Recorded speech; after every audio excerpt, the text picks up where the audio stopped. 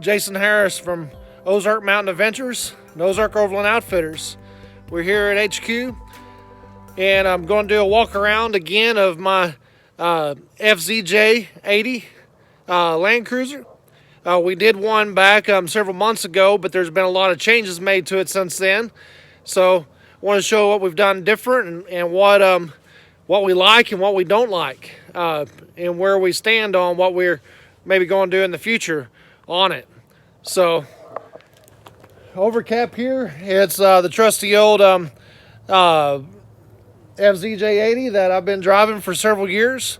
Right at 300, it's 305,500 and something miles on it right now, so she's racking up there in the miles, but no worries, man. Just get in, turn the key, and it's ready to drive.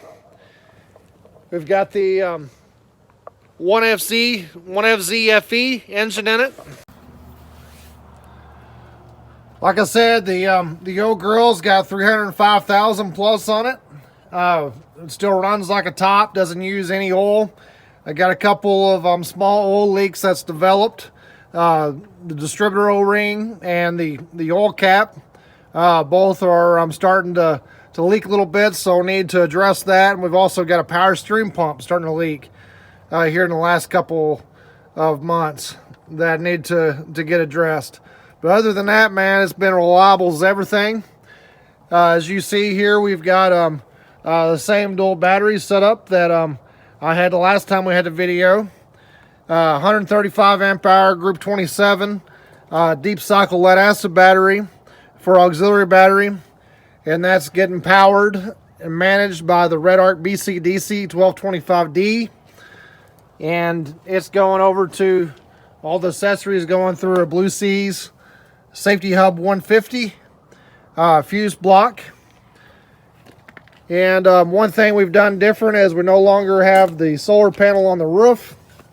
I've got just an Anderson right here to be able to plug the solar panel into. It's a 100-watt sun-powered cell panel that I've moved here to the back. I like it this way because I can park the vehicle in the shade and be able to put the panel anywhere I want to, on any angle I want to. So it's really, to me, it's been a big improvement getting it off of being a solid mount.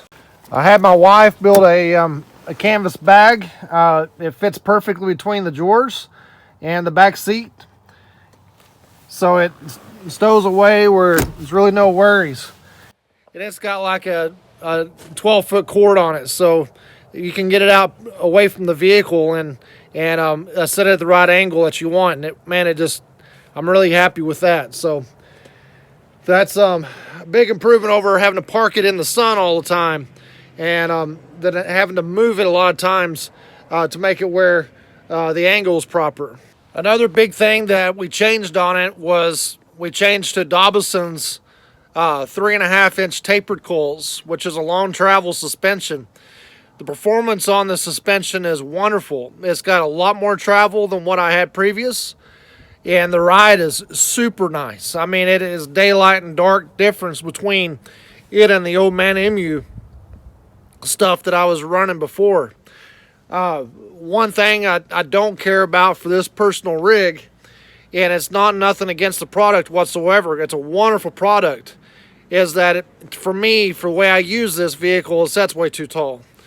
So I would like for it to be a lot lower than what it is. I really like the right around an inch lift over stock configuration that I had it on the skinny tires. For the way I used it, it's just absolutely perfect, and there's just something about the skinny tires that did something for me. Behind me sits one of the actual support vehicles for the Camel Trophy Series, Land Rover Defender 110. And guess what size tire he's running? A 235 85/16 Beef Goodrich Mud Terrain, the old KMs. Man, I miss those tires. I miss the size of that tire. Absolutely loved the 235 85/16 on the Land Cruiser. I had recently put the 285 75/16 on there, and I have regretted it ever since. I'm a skinny tire a skinny tire kind of guy. I like the skinny tires. Even though the fat tires, they honestly probably look better, but the skinny tires, man, they work so good in about every condition I ever tested them in. The 285/75s have not stood up to what the 235/85 did for me. We're running the, like I said, the Dobson's 3.5-inch taper coils. So you've got this the coil spring, actually the wire size actually gets smaller as it goes up, and then when it gets in the last bit of windings, it gets a lot smaller, so it becomes a real soft spring right there, and you have a lot of free height to the spring to give you a lot more drip travel, so you can run a lot longer shock than you can with a standard linear rate spring. Running the Dobson's, just a standard twin tube shock. The ride is exceptional on it. I can't overstate on how much better this thing rides, and it rode really, really good with what I had. One other thing that annoys me about this setup is being a Toyota tech for as long as I was, is I seen the engineering that went into everything that Toyota did. And also, as far as the bushes having the movement that they were designed to take, as far as the articulation, there's a lot to that for longevity. And this system here goes beyond that. And so I know the bushes are going to not last as long as what they would have if I stayed within a stock configuration guidelines of like most of the Overland MU suspensions do, and the Dobson's standard suspensions do as well. I think that's very, to me, it's very important for the many miles as I like to drive and how I like to use my vehicle. I really don't rock crawl this thing. I run some difficult trails for this vehicle, but it's kind of beyond the envelope of what I want to push with this and what I like to use this vehicle for. One thing that I've got on here that I don't care for at all, but it does make it drive nice for this amount of suspension lift.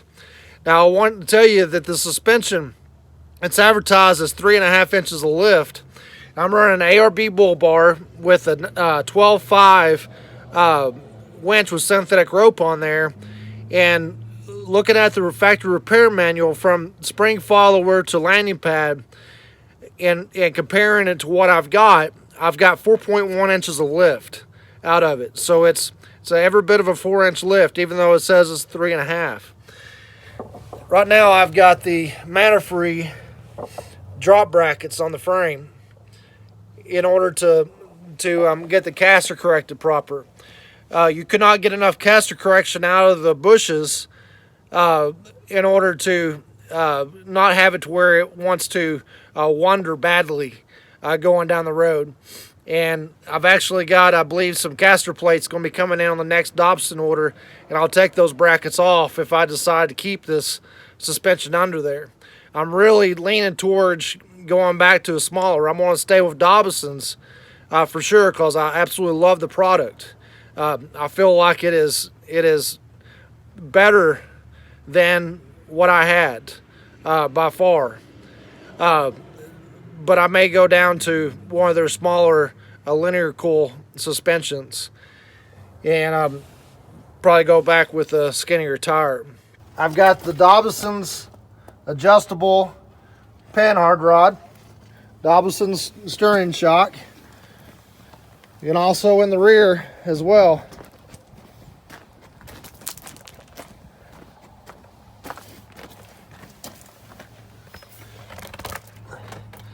You see, I've got also in the rear, I've got the adjustable panhard rod with the twin tube shocks. Tire size, I went to a 285/75/16 Falcon Wild Peaks. The Falcons have done me really good on this vehicle on different sizes.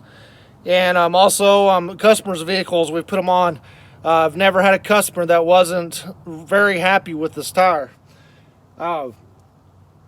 I've ran these things for a decent amount of time. I had to put them back on the 8-inch wheels because the suspension had so much articulation that it was rubbing the inner fender wells really bad.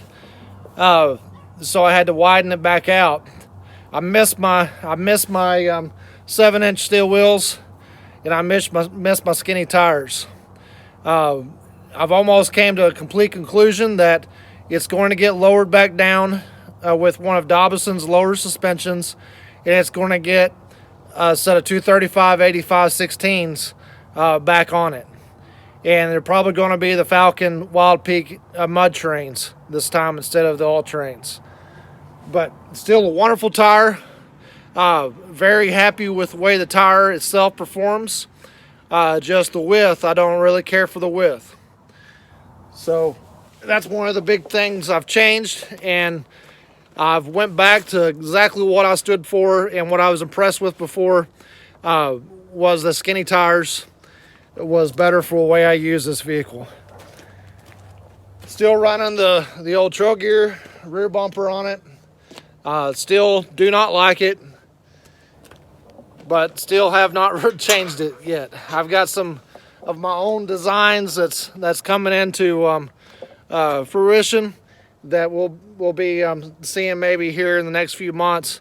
That I'm gonna make my own rear bumper. The rear, we've got rid of the old plywood drawers I had, and we got a set of nice Dobson's steel drawers that are zinc plated and carpeted real nice. It's got a slide top on it. Makes it real handy getting stuff in and out. Very happy with the purchase there. That was not a any regret whatsoever, even with the cost they were. The fridge, it still lives right here, but you see it's not there anymore because this mini built fridge, it quit on me. So we're having to do something else there, but it'll go back in the same place. Can't find any better place than that for a fridge. You got the quick pitch, quick unsweet shower tent.